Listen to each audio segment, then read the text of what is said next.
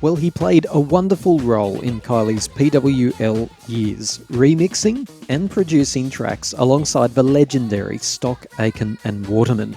Long-term Kylie fans will recall his remix of Step Back in Time and his contribution to the mysterious Keep On Pumpin' It. Tony Moorcroft, welcome to the show. Thanks, Tim. But I'm not sure that they'd know me as Tony Moorcroft. They'd probably know me more as Tony King. Tony King, you're absolutely right. I only know that because I've caught up with you for the past year or so. But yeah, Tony King, was that a stage name? It was a stage name, yeah, a DJ name I was given when I first started DJing. I love it. And so not only actresses like Joan Crawford took on names, DJs as well had to have names that rolled off the tongue. It's good stuff. And as you say, so many of us do know you as Tony King. A lot of the work that went on in the PWL studios was late night work, wasn't it? I often heard of, or lots of the stories I've read are people taking mixes of those big songs and then working overnight to produce, I don't know, the 12-inch version or the mega mix, whatever it happened to be. It was 24 hours a day. It really was, when people like call it the hit factory, it really was like a factory. It was 24 hours a day and like a production line.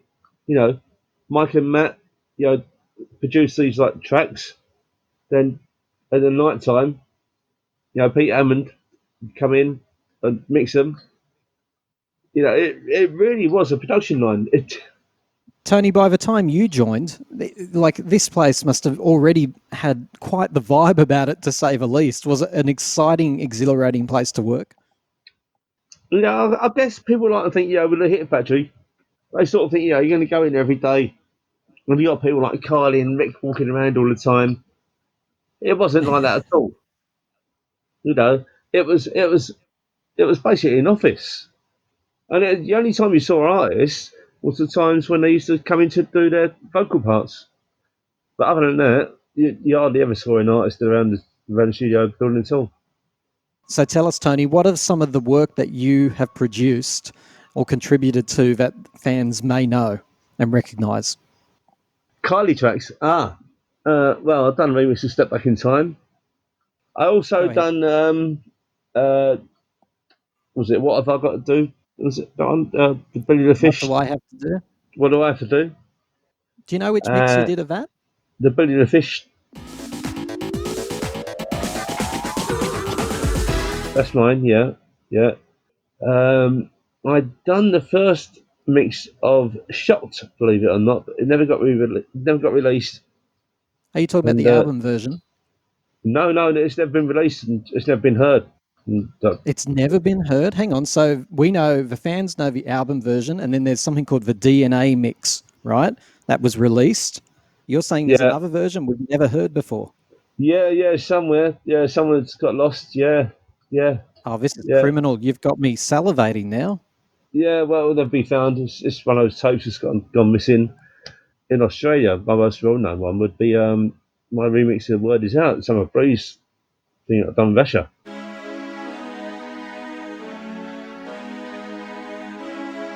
That is the absolute supreme mix, and many fans will be booing me right now, but it is the original and the best. So much smoother, Tony, and you were responsible for that mix, were you? Yeah, that was all me and Ashley, yeah. And it was actually based on, I've done giving away all the secrets now, a track by Dry as a Bone called Real Love.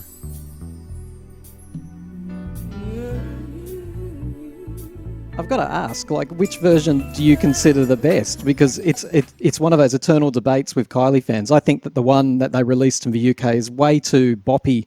I think they tried to go with this sort of bit of sort of Teddy Riley sort of swing beat-ish sort of thing, didn't they? If I remember right. New Jack Swing. Yeah. New Jack Swing sort of thing, yeah, which didn't work, and they done that to Boy Crazy as well. Yeah, my version's the best. Well, you've got my vote, I tell you. I was really amazed the first time because, as you know, the internet wasn't around back then, so I didn't even know there was an alternative version. In Australia, we just got the one that you produced. That was what was known to be Word Is Out. So there you go. And I'll tell you something about the Australian version. Whoever done the edit for the 7-inch version in Australia, they should be shot because it is horrible. Really? The 12-inch version? No, the 7-inch version, the radio mix that got released in Australia. What did they do to it? How did they bastardize your work? Someone sent it to me, and the way they edited the intro was just it was just crap. Yeah, Well, they I really really don't. shortened it, didn't they? Yeah, it wasn't the case of them shortening it. It was an easy thing to shorten. I've actually done an edit where I've shortened it myself to try and say this is how I would have done it if I had done it.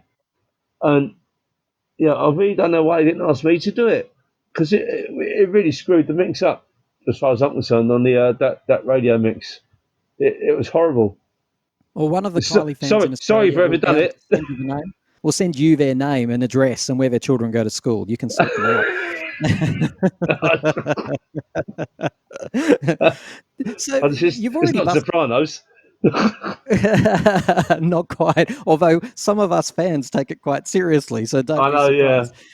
These are the sounds and the beats and the samples that shaped my childhood and my formative years. That's why it's so important to me. Does it surprise you that people are still talking about this work that you produced so long ago?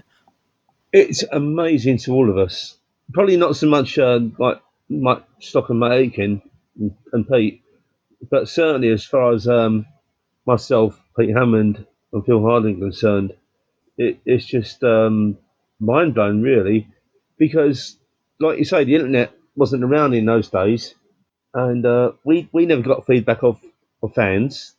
I would love you to know that, and people like Pete Hammond, that there were thousands of people like me trawling record shops, fingering through the vinyl or the CD rack, looking. And we know your work so well. Every twist, every time you change the pitch or anything, we know, and You know, we grade you on it.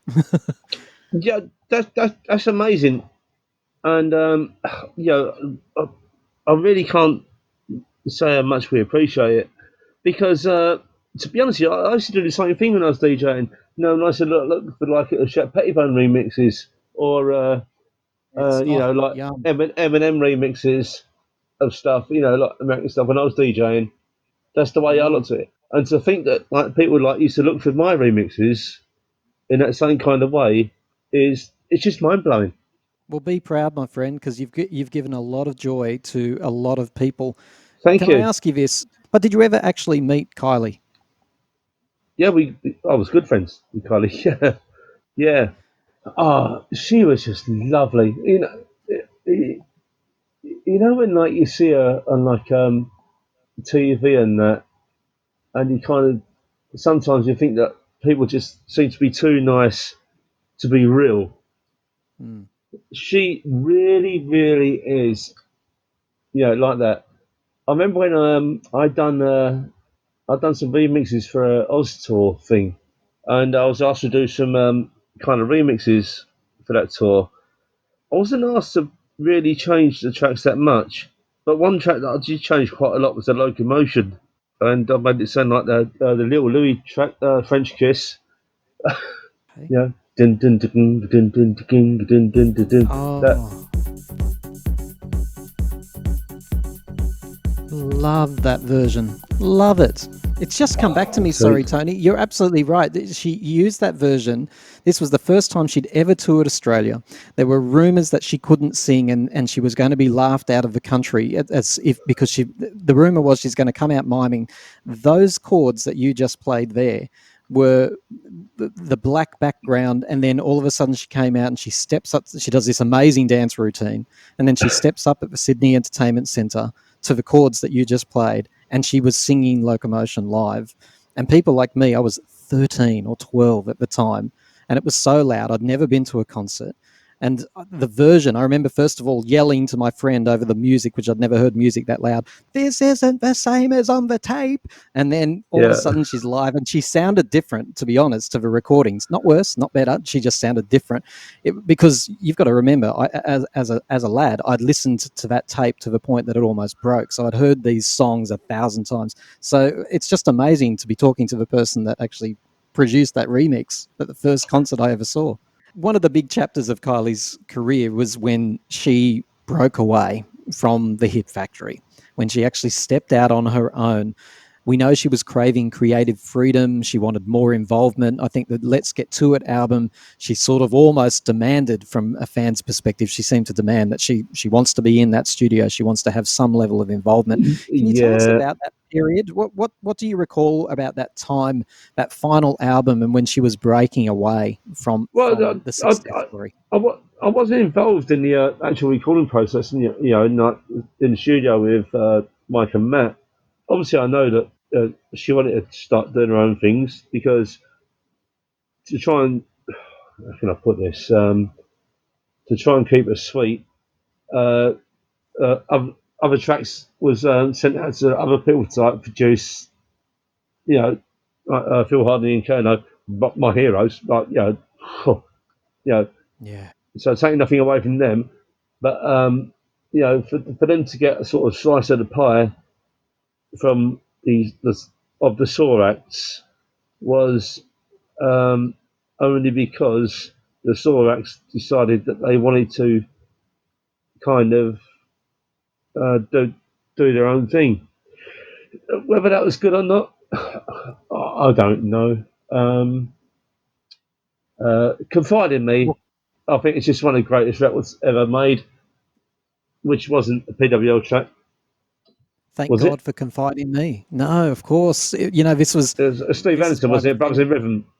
Yeah, and another master name, Steve Anderson. But I mean, look, she needed to step away. She was obviously blossoming, and she wanted to experience more. Can you tell me this? I don't know if you know the answer to this, but with that last album, she was credited with writing some of the tracks and co-producing some of the tracks. With Let's Get To It, I'm talking about. Did she have a genuine hand in that album, or was it very tokenistic? I don't know.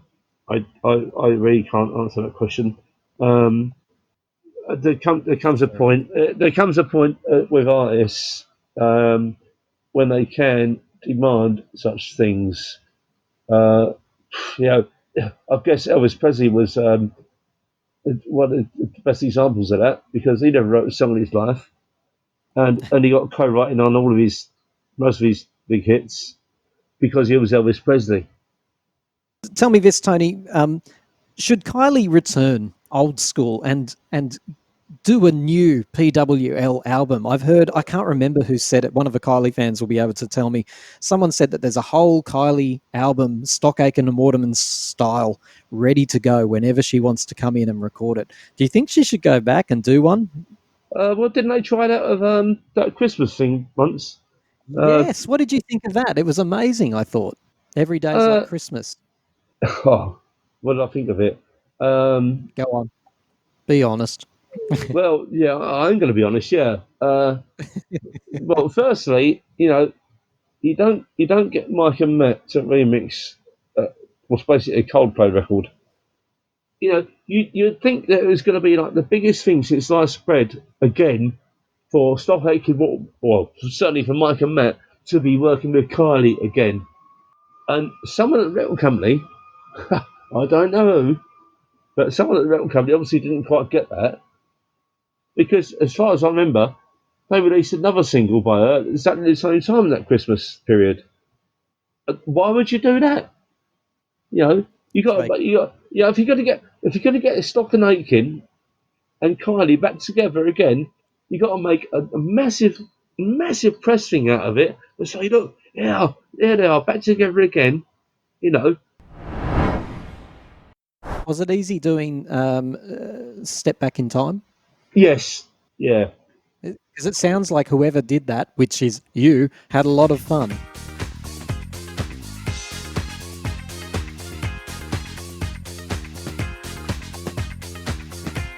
yeah, yeah, and you can hear that, can't you? Like you say, you can hear that. Sure can.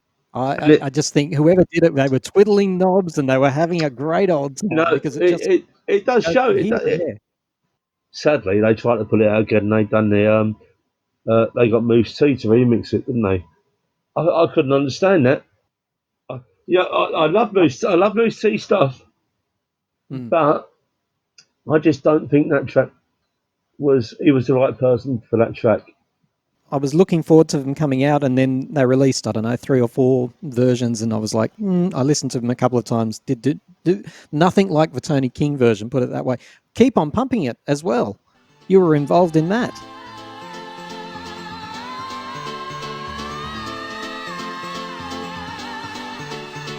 This is when Kylie was going to be Angel K. Yeah, that was a weird situation, that one. The Vision Masters and Tony King featuring Kylie Minogue, wasn't it? Yes. Yeah. I guess I like it like that. Yes. That was the album version, yeah. But And hang on.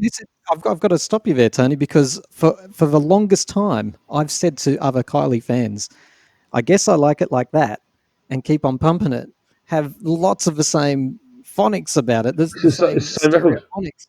It's the same It's the record. same record. You're confirming that here because they're two different songs. I'm absolutely confirming it. Yeah, keep on pumping it like that. It's just a remix of I guess I like it like that. Wow. When I went to the studio, I went to the studio with Paul Taylor and Danny Hybrid, who are the Vision Masters. Those couple of DJs from Burnley, and those DJs at a club called Angels, which is why it's originally called Angel K. They'd obviously heard it before and they had their own ideas. But when I was originally told I was going to go to like the studio with these two DJs that had never been into the studio before, I thought, oh no, this is going to be a nightmare. But it wasn't. They knew exactly what they wanted to do, exactly what they wanted to make the record sound like, and it just worked. So we done it and we mixed it, and yeah, the original mix we done originally at that time in the rave scene up north. Well, I say up north of England. All the ravers were called nutters, and we put in a sample saying like, "Why do I always get all the nutters?" And that was the only thing we had to take out of the mix.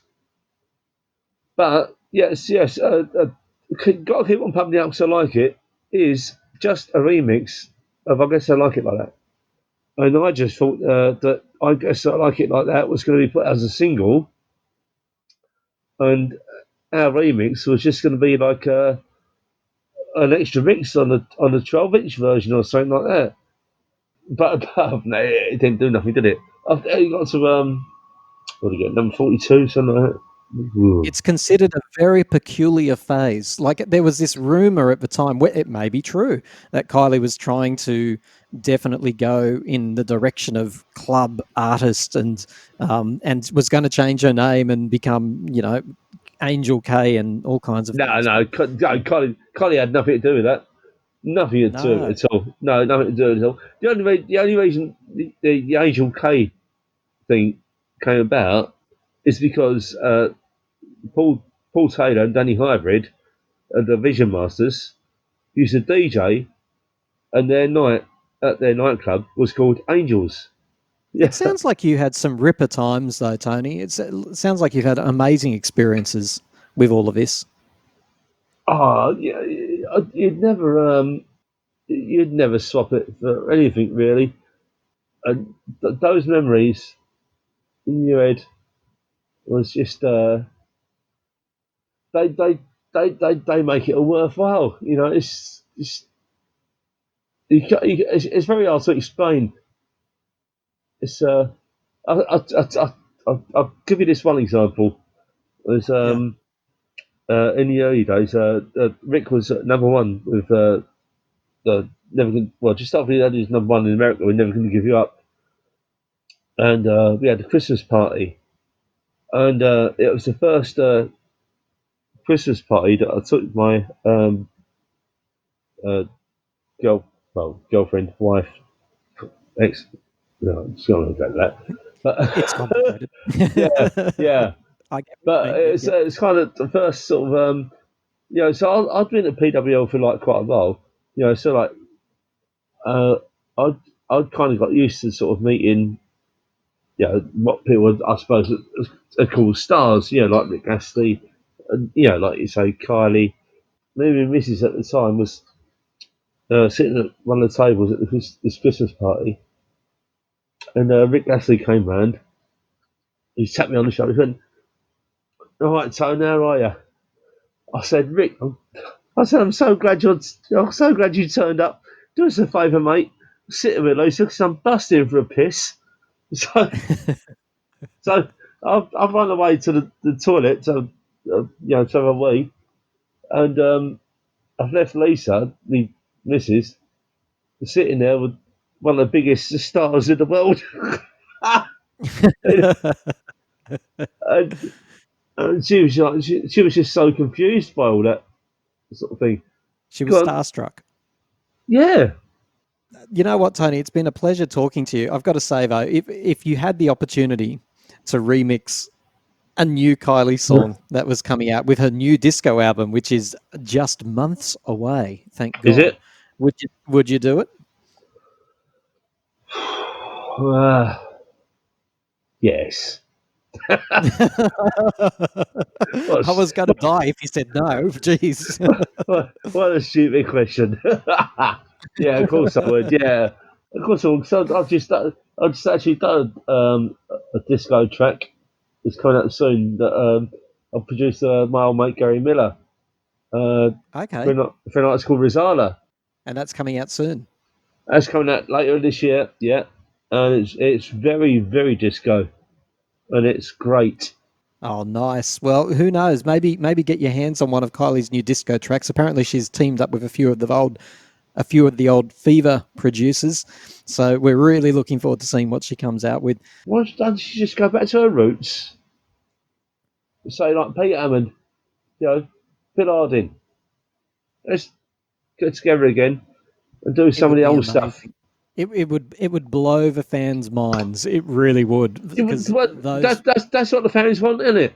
I think the fans would love a bit of stuff done by some of the old boys. And yeah, I have to say this.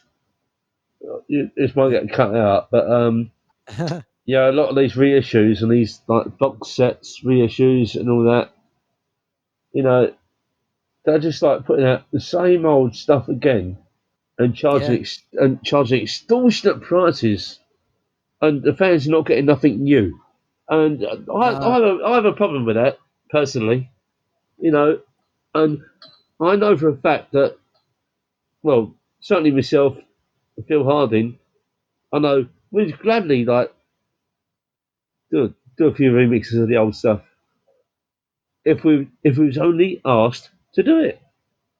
Let's hope the Anyway, day comes. And if you happen to find any of those old cassettes or whatever they are in the no, I haven't got closet, any. I haven't make got sure anything. you go looking for them, leave them online. Fans like me, we're salivating at some of the shocked. You know what? The one thing I'm taking away from this conversation is there's a shocked remix sitting out there somewhere in a drawer, and it needs to be found. There definitely is. Yeah, there certainly is somewhere. Um, where it is, I don't know. Do you know what? After all that build up, it's probably shit. Maybe there's a reason it's in the drawer. I bet it's not true if it's got your stamp on it. Tony King, thank you. Tony Moorcroft, thank you for your time tonight. Oh, yeah. Thank you, Tim. It took a long time to get this together, innit? I'm glad we've done it. It has. You're a legend. Thanks for You your take time. care. Thank you very much. Thank you. Bye bye.